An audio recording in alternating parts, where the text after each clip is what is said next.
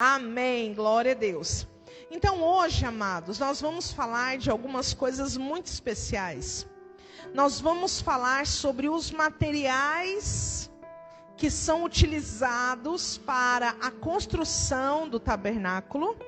E nós vamos falar sobre as vestes dos sacerdotes e do sumo sacerdote. Amém? Por que todas essas coisas? Por que todos esses detalhes? Nós vamos aprender nessa noite, amém?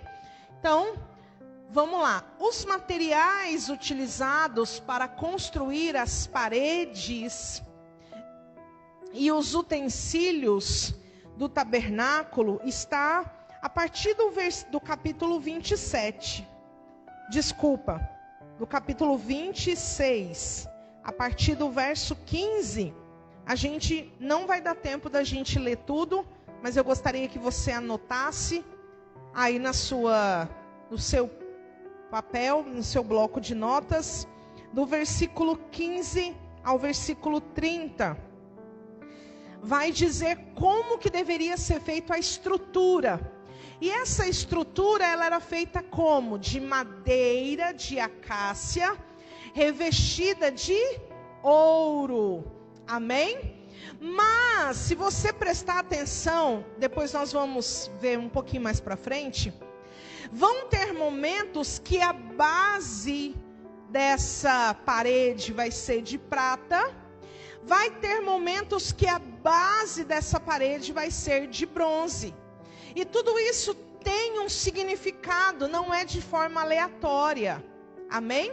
Então, só para a gente guardar na nossa mente, quais são os principais materiais utilizados para a construção do tabernáculo? Diga assim comigo: madeira de acácia, ouro, prata e bronze.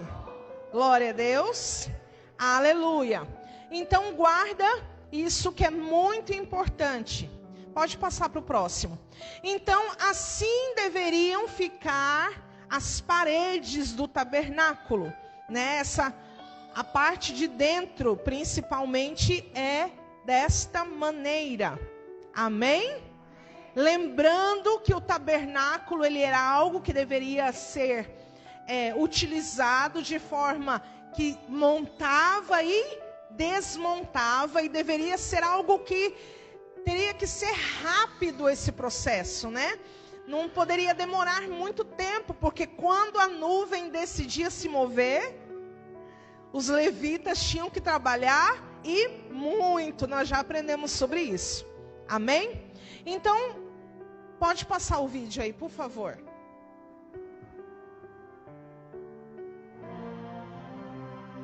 Faça também armações de madeira de acácia para a tenda, com 4,45 metros de comprimento por 67 centímetros de largura. Cada armação terá 2 encaixes para juntar uma à outra. Você fará isso com todas as armações da tenda. Faça 20 armações para o lado sul e ponha debaixo delas 40 bases de prata, 2 debaixo de cada armação para firmar os seus 2 encaixes. Faça também 20 armações para o lado norte e 40 bases de prata, 2 para cada armação. Para o lado oeste, faça 6 armações e mais 2 para os cantos da tenda. As armações dos cantos deverão ser juntadas na base, formando uma só peça até a primeira argola que fica na parte de cima. As 2 armações que formam os 2 cantos deverão ser colocadas desse jeito. Glória a Deus. Então, quando a gente... imagina isso aqui, há muitos anos atrás. Era uma alta tecnologia, você não está entendendo? Por quê? Porque Deus, Ele entregou para Moisés algo muito engenhoso, que ninguém nunca tinha pensado em fazer antes. Sabe o que significa isso? Que o nosso Deus, Ele vai colocar nas mãos dos seus filhos coisas inéditas, coisas que ainda ninguém pensou na possibilidade de fazer, de ter. Deus tem esse poder, amém? Glória a Deus. Então se prepare para viver coisas inéditas da parte de Deus. Amém? Deus vai ter dias, presta atenção nisso que eu vou te falar, vai ter dias que você vai sonhar com algo.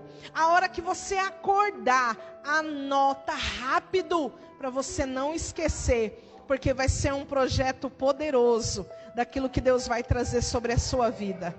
Amém? Glória a Deus.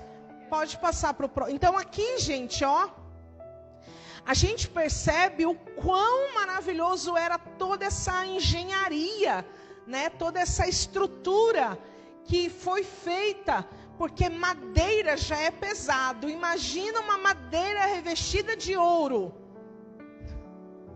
Então deveria ser algo forte o suficiente para estar num terreno deserto, num terreno que não tem firmeza, num lugar aonde tem tempestade de areia, ventos fortíssimos. E a gente não vê na Bíblia um só episódio de que o tabernáculo veio abaixo, por causa de tempestade nenhuma, por causa de absolutamente nada. Esse tabernáculo permanecia de pé todas as vezes que ele era montado. Então isso nos mostra o que? O cuidado de Deus com a sua obra, com o seu reino. Tudo aquilo que é de Deus, Deus se responsabiliza por sustentar até o fim. Amém? Aleluia. Então a gente percebe, olha só, a gente percebe nessa estrutura algo muito semelhante ao que nós vivemos como igreja hoje. Porque lembra que foi falado que esse tabernáculo é como se nós estivéssemos aprendendo a voltar para casa. É o caminho de volta para casa. Amém? Então, amados, tudo isso que está no tabernáculo tem a ver com a igreja de hoje, dos nossos dias. E qual que é a lição que nós podemos tirar de toda essa estrutura que se encaixa perfeitamente? De toda essa estrutura que quando ela é montada, quando ela é edificada, não tem vento que derruba, não tem tempestade que vai abalar, que permanece de pé. O que nós entendemos com toda essa estrutura que nós acabamos de ver aqui das paredes do tabernáculo? Pode passar o próximo slide. O que está escrito nesse texto, Efésios, capítulo 4, versículo 16. Olha o que a palavra de Deus diz. Dele todo o corpo, ajustado e unido pelo auxílio de todas as juntas, cresce e edifica-se a si mesmo em amor. Presta atenção nisso. Na medida em que cada parte realiza a sua função. Meu Deus. A igreja de Jesus é um corpo vivo. Então cada membro precisa exercer a sua função. Senão ele estará morto no meio do corpo. E o que o corpo faz com algo que não funciona? Ele rejeita. E o Senhor não deseja fazer isso com as nossas vidas. Pelo contrário, Ele quer que nós estejamos no corpo, exercendo o nosso ministério, exercendo o nosso chamado. Porque desta maneira, nós juntos seremos um corpo bem ajustado.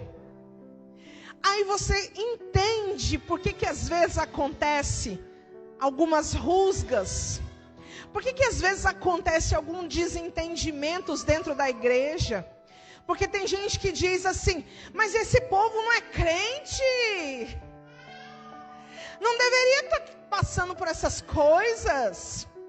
Gente, para um encaixe se ligar ao outro de maneira perfeita, às vezes vai ser necessário aparar algumas arestas.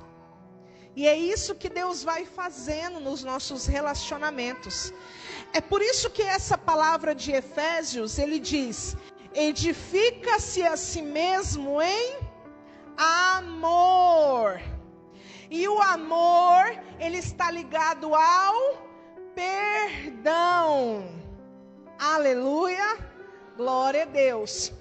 E aí, eu quero abrir um parênteses para você para falar sobre o perdão, porque na química, na física, todas as vezes que se usa o prefixo per, ele quer dizer que ultrapassa o limite de uma quantidade aceitável. É por isso que nós vemos permanganato de potássio, permanganato de sódio, porque é uma composição que ultrapassou um limite de quantidade aceitável. Então, quando a palavra diz perdão, é porque você vai dar amor em abundância a ponto de perdoar as falhas uns dos outros e continuar caminhando junto nesse caminho que é estreito. Amém? Isso que significa perdão. É quando você dá além daquilo que o mundo diz que é amor. Porque o mundo fala que é amor quando você dá algo que você está recebendo, recíproco. Ah, a pessoa me trata bem, eu vou tratar ela bem. Mas não é isso que o Evangelho ensina. Jesus falou o quê? Que se nós amarmos quem nos faz bem, que proveito há nisso? Que diferente nós estamos sendo dos incrédulos. Aí ele diz: mas amai os vossos inimigos e orai por aqueles que vos perseguem. Amém? Glória a Deus. Então entenderam que tudo aquilo que estava ali no tabernáculo estava apontando para uma realidade de igreja que nós temos que viver hoje como um corpo bem ajustado, bem edificado, que suporta as provações e as tempestades. Amém? Glória a Deus. Pode passar para o próximo. Então, vamos falar do primeiro material utilizado, que era a madeira de acácia. O tabernáculo foi construído basicamente de dois materiais, ouro e madeira de acácia. A acácia é uma madeira pesada e dura, quase indestrutível pelo tempo ou pelos insetos.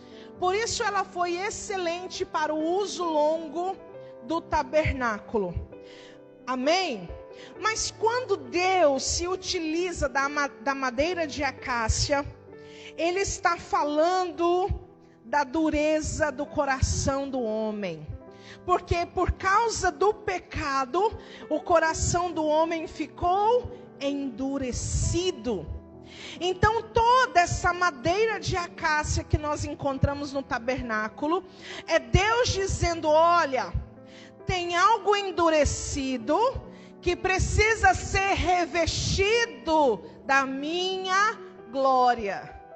Porque o ouro, ele vai apontar para a glória de Deus. Amém? E você vai perceber que basicamente tudo do tabernáculo é feito de madeira de acácia revestido de ouro. Glória a Deus. Então essa madeira de acácia era Deus já apontando para essa realidade da natureza do homem. A gente é cabeça dura demais. A gente quer fazer do nosso jeito, na nossa vontade. E nós temos aprendido que o jeito de Deus sempre vai ser melhor do que o nosso. Amém? Então, se nós queremos viver as coisas maravilhosas que vêm da parte de Deus, a gente tem que parar de ser cabeça dura. Diga para o seu irmão, fala: para de ser cabeça dura.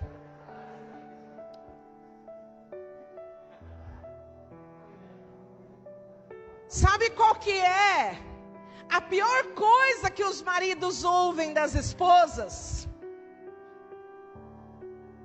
É quando elas falam assim: eu te avisei. Por que isso acontece, gente? Porque tem muito marido cabeça dura. Gente, a Bíblia fala da mulher sábia, mas o homem também tem que ter sabedoria. Amém? E sabe qual que é a sabedoria do homem? Eu vou te dar um exemplo. Por exemplo, lá em casa é assim.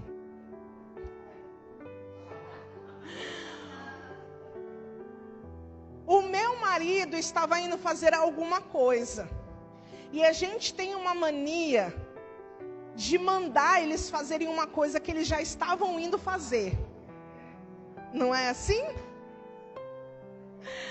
Aí, como ele sabe que eu estou certa naquilo que eu estou pedindo para ele fazer, aí ele fala assim: pois agora eu vou esperar só 5 minutos.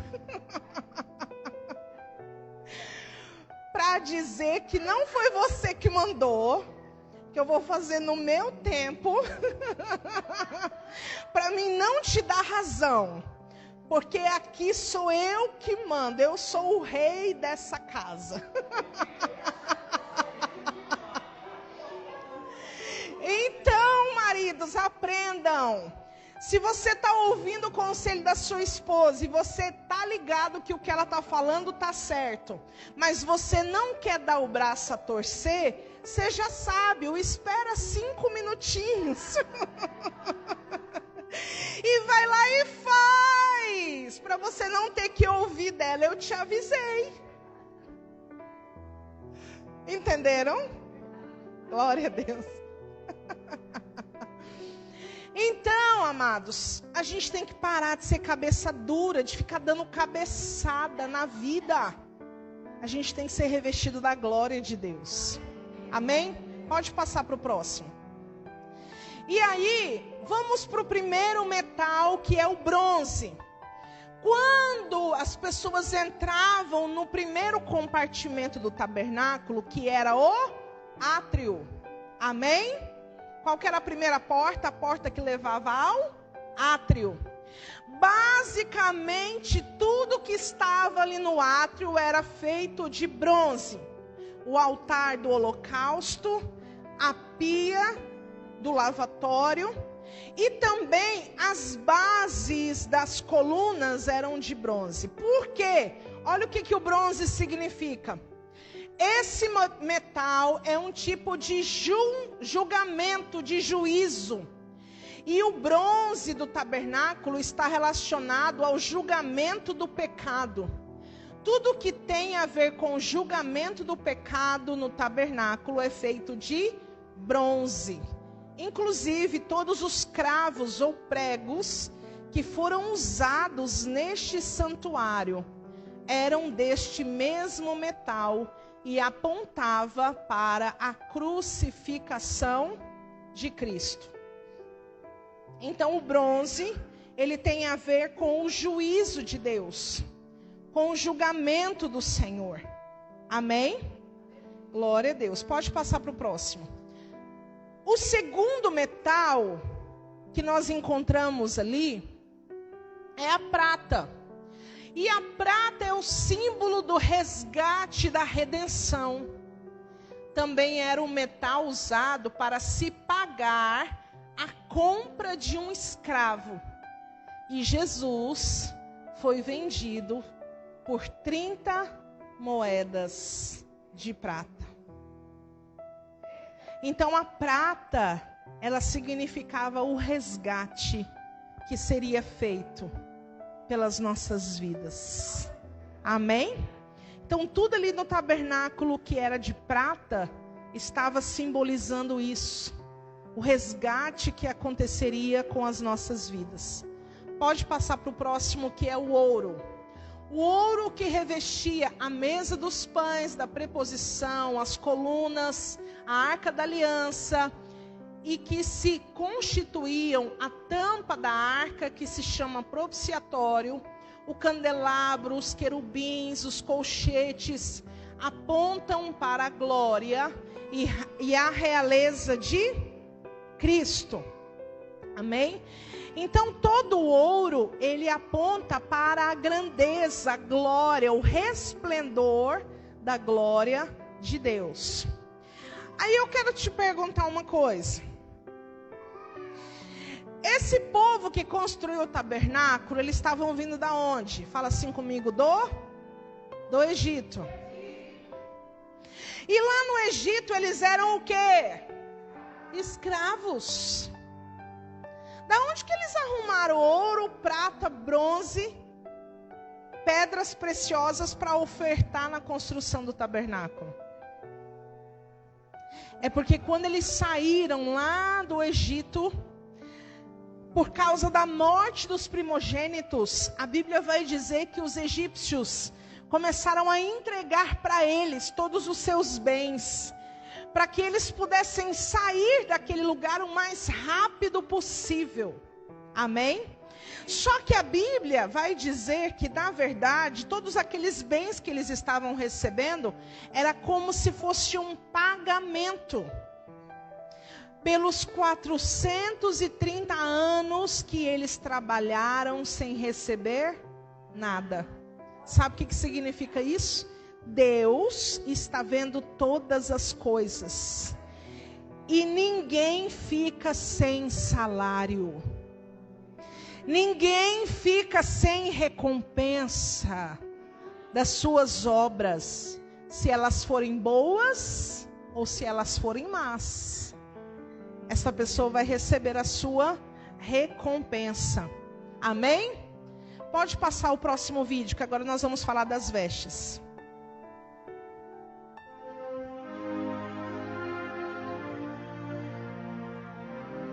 O Senhor disse a Moisés: Mande chamar o seu irmão Arão e os filhos dele, Nadab, Abiú, Eleazar e Itamar. Separe-os do povo de Israel. Eles me servirão como meus sacerdotes. Faça roupas especiais de sacerdote para Arão, a fim de diferenciá-lo em seu ministério. Isso dará a ele ao seu ofício dignidade e beleza. Chame todas as pessoas a quem eu dê habilidade e mande que façam as roupas de Arão, para que ele seja consagrado como meu sacerdote. Mande que façam um peitoral, um manto sacerdotal, uma sobrepeliz, uma túnica bordada, uma mitra e um cinto.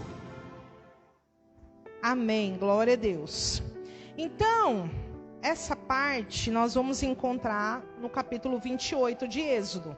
A gente também não vai conseguir ler porque é muita coisa. Amém? Mas, o que acontece, gente? Olha que coisa interessante. Do meio de toda a tribo de Israel, de todas as 12 tribos de Israel, Deus separou uma tribo para ele, que foi a tribo de Levi. Lembra que nós falamos que eles iriam ser exclusivos para a obra do tabernáculo, desmontar e montar e carregar todas as coisas? Amém? Dentro da tribo de Levi, Deus separa uma família, família de Arão. E ele vai dizer: Arão, você vai ser o sumo sacerdote e os seus filhos serão os sacerdotes. Por quê? Porque só poderia entrar no segundo compartimento do tabernáculo e no terceiro quem fosse o sacerdote até o segundo, que é no santo lugar. E para entrar no santo dos santos, só o sumo sacerdote. Amém? E aí, olha só que coisa interessante. Deus vai chamar essa família e Ele vai consagrar esta família para Ele. E aí eu quero te fazer uma pergunta. O que significa consagrar? Significa você separar para se tornar santo, para se tornar exclusivo de Deus. Amém? É por isso, irmãos, presta atenção no que eu vou te falar agora. É por isso que quando nós vamos orar por um alimento que está na nossa mesa, nós não oramos consagrando ele ao Senhor. Porque se você orar consagrando, você não pode comer. Porque quando você consagra, é de Deus, não é mais seu. Quando você consagra, muda de dono. Deixa de ser seu e passa a ser de Deus. Por que o dízimo é importante? Porque é a maneira que Deus estabeleceu para que nós consagrássemos a Ele as nossas finanças. Amém? Glória a Deus. Então, como que eu tenho que orar pelo alimento, pastora? Você sempre ora pedindo para Deus abençoar e santificar. Amém? Nem as coisas que são consagradas a demônios, as pessoas que estão ali consagrando não comem. Elas consagram e deixam ali, porque é dos demônios. Entendeu? Então a gente não ora pelo alimento consagrando, a não ser que você não queira comer, né, depois. Aí é outra história. Mas se você vai comer o alimento, você não ora consagrando. Amém? Então o Senhor vai chamar Arão e os seus filhos para consagrar eles ao Senhor. E aí ele vai fazer uma vestimenta diferente para esse povo. Sabe o que significa isso? Que Deus quer que esteja estampado na sua cara que você é dele. Porque essas vestes que ele mandou fazer tinha o principal objetivo de diferenciar esses homens do restante do povo. Todo mundo que olhava para eles sabiam quem eles eram. E Deus fala com a sua igreja hoje que tem que acontecer do mesmo jeito. As pessoas têm que olhar Jesus estampado na sua cara. Fala para o seu irmão, fala, as pessoas têm que ver Jesus na sua cara.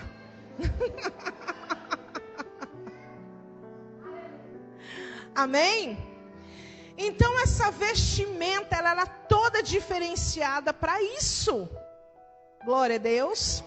Isso nos dá um entendimento de que Deus se preocupa com as nossas vestes? Sim. Para Deus isso é muito importante. Amém? Então a gente pode ver aqui, desse lado nós temos a veste do sacerdote, que era o que entrava até o santo lugar. E aqui a vestimenta do sumo sacerdote. E essa vestimenta do sumo sacerdote, pensa num negócio caro. Pensa, olha, nem a marca mais famosa de roupa hoje conseguiria chegar perto da grandeza, da preciosidade que era a roupa desse sumo sacerdote. Então pode passar. Aqui nós vemos algumas partes dessa roupa que são muito importantes. Quais são elas? A mitra, que é como se fosse esse chapéu. As pedras de ônix, que depois eu vou explicar o que significa ela. O éfode, o urim e tumim, e o peitoral, que nesse peitoral tinha 12 pedras preciosas. Amém? Então essas são as partes mais importantes das vestes. E aí nós vamos estudar rapidamente cada uma delas. Essas pedras aqui, elas são conhecidas como pedras de urim e tumim. E elas eram colocadas aqui nos ombros, né, dentro de uma espécie de bolso que tinha aqui, no ombro do sumo sacerdote. E ele usava essas pedras para consultar ao Senhor. Sabia disso? Ele entrava diante ali do santo lugar. E os reis, quando eles queriam saber alguma coisa que seria muito decisiva para o povo, o sumo sacerdote consultava Deus através dessas pedras. Então ele fazia pergunta, lançava essas pedras ao alto, da forma como elas caíam, é que vinha a resposta. Se elas caíssem viradas para cima, como nós estamos vendo aí, era considerado a resposta sim. Se as duas caíssem viradas para baixo, a resposta era não. E se caísse uma para cima e outra para baixo, significava que Deus ficou em silêncio, que Deus não respondeu. Então é por isso que nós vamos ver algumas passagens bíblicas, por exemplo, como a passagem de Saul, quando ele foi lá consultar a cartomante. E ele já tinha ido diante do sumo sacerdote e Deus não tinha respondido para ele através do Urim e Tumim. Nós também vemos outras passagens quando o rei Davi vai perguntar: nós temos que subir para guerrear contra esse povo? E aí o sumo sacerdote ia lá, consultava e a resposta era sim. Estão entendendo? Pastora, mas então isso aí é adivinhação. Gente, isso aqui foi usado por tão pouco tempo.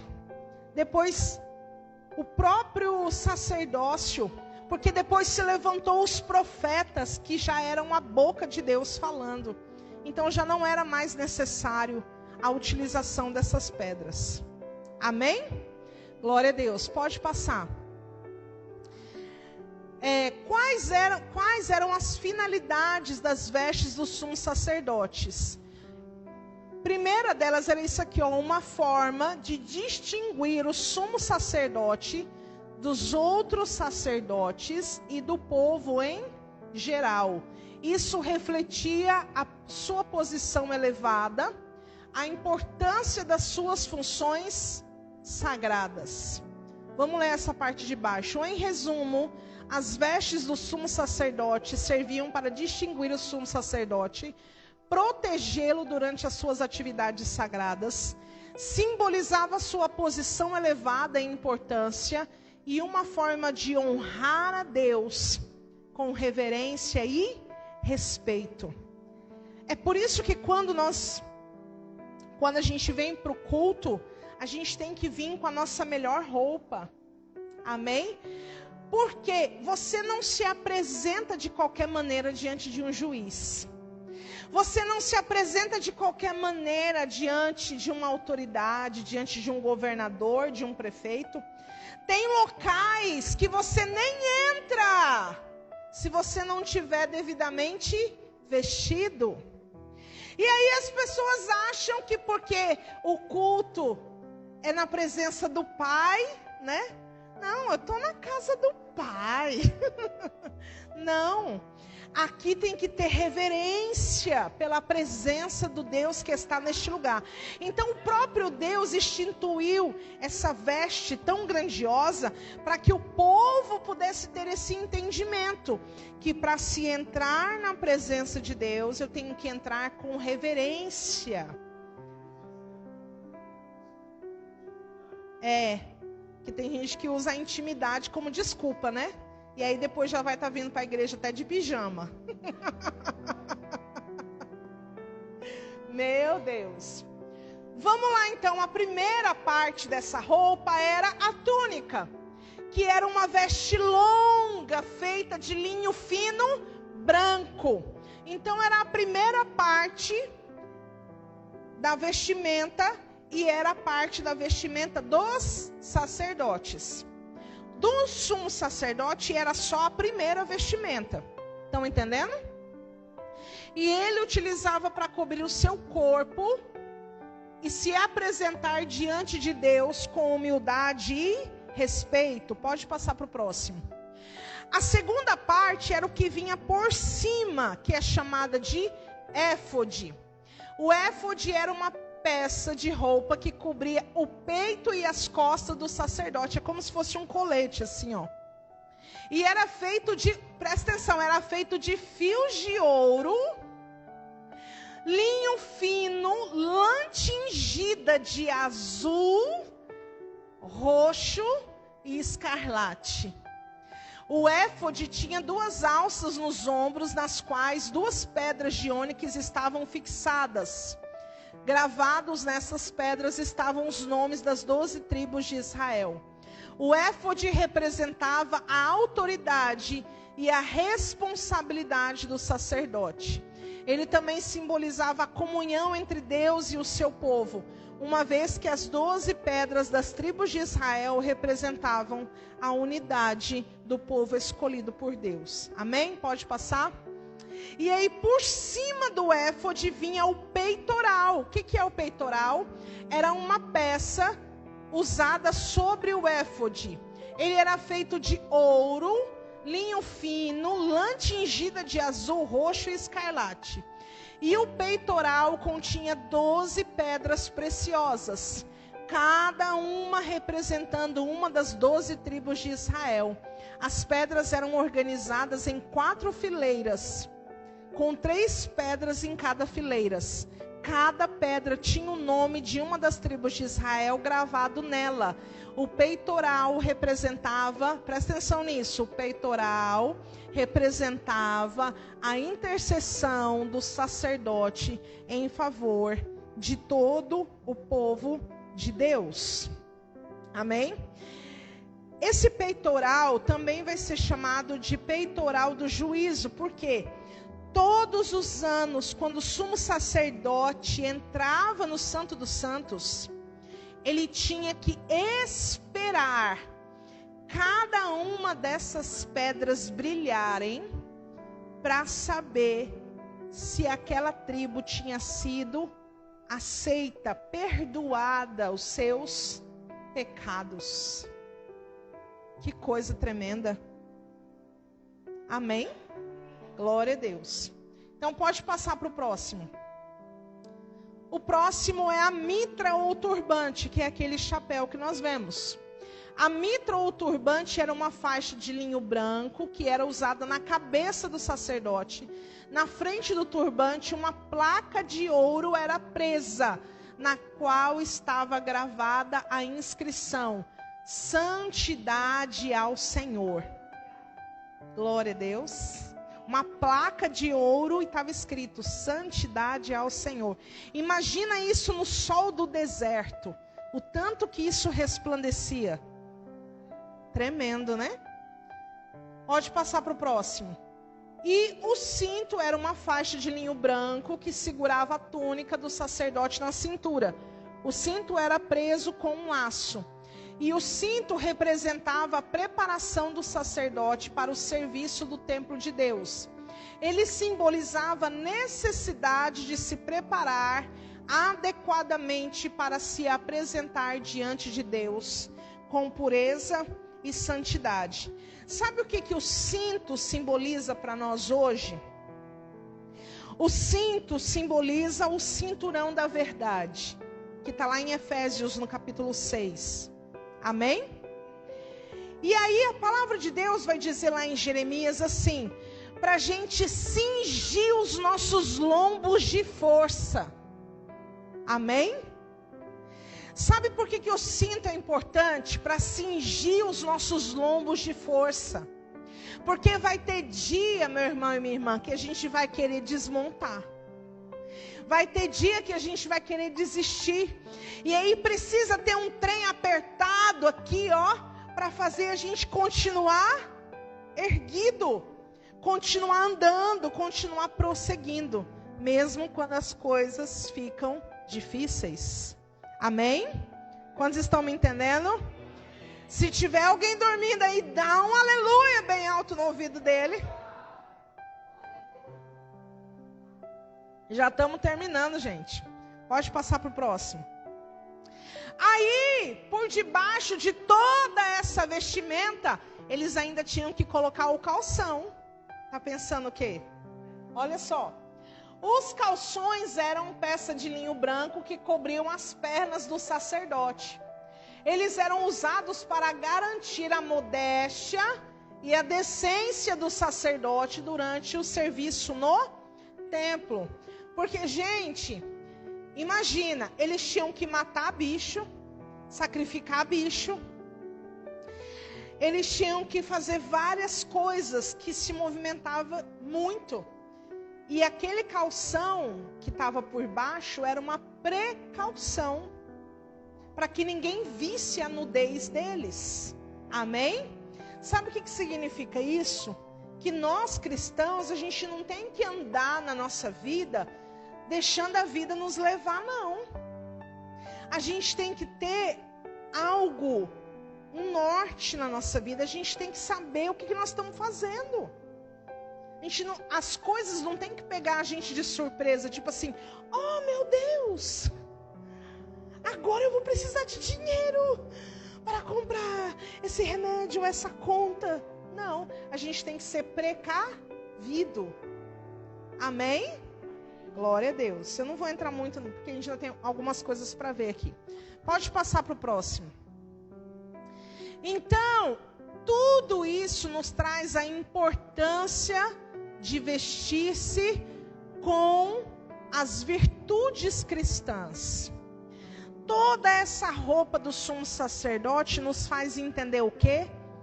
Que nós devemos hoje nos vestir, não com aquela roupa, mas com as virtudes cristãs, que é a humildade, amém? Que é a paciência, a longanimidade, a benignidade, a mansidão, o domínio próprio. Aleluia! Glória a Deus. Pode passar. Pode colocar esse último vídeo aí.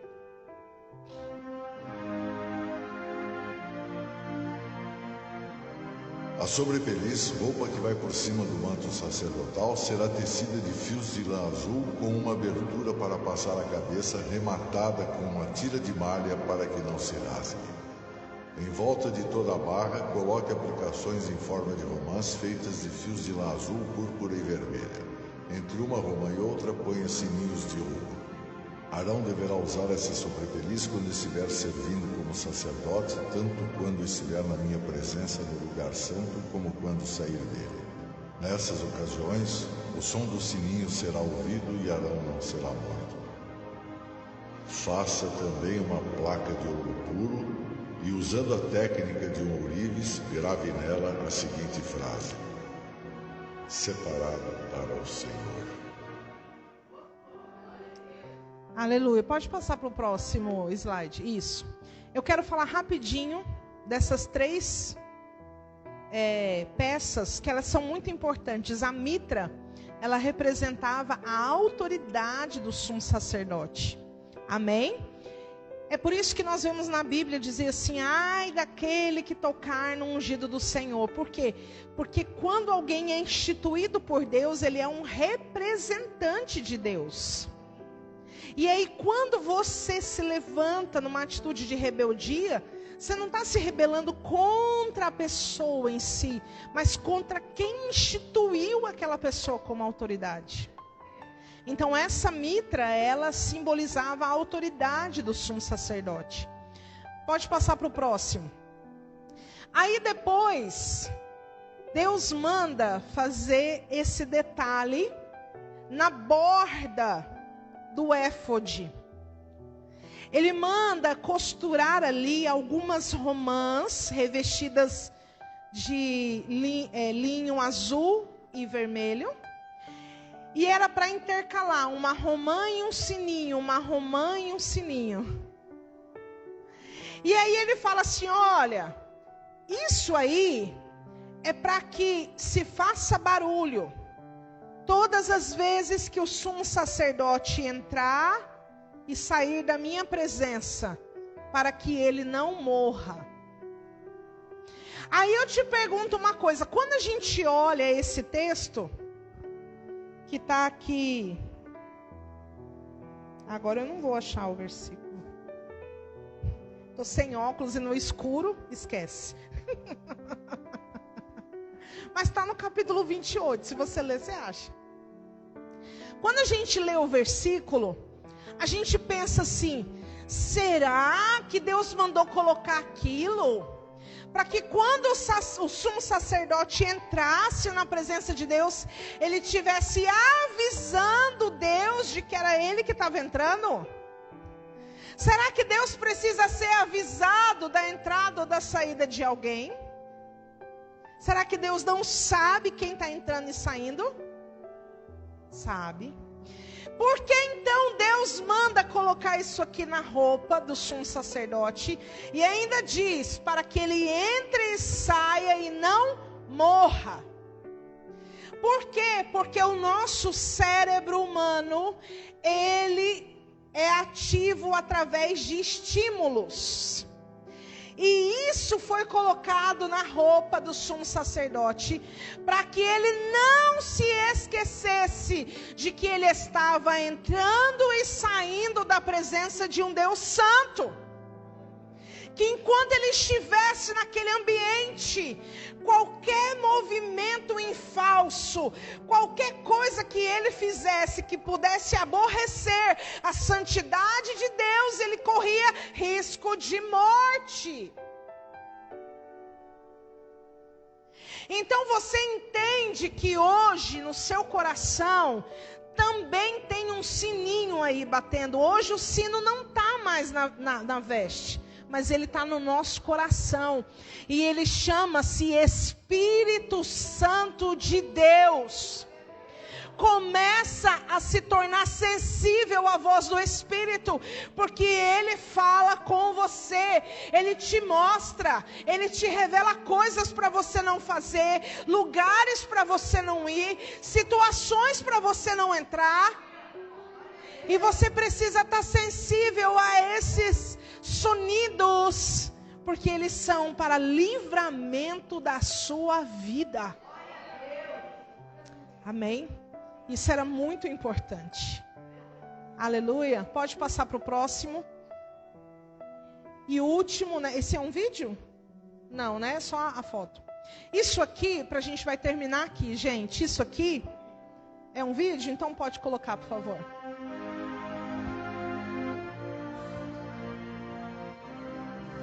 Faça um peitoral que o sumo sacerdote usará para descobrir a vontade de Deus.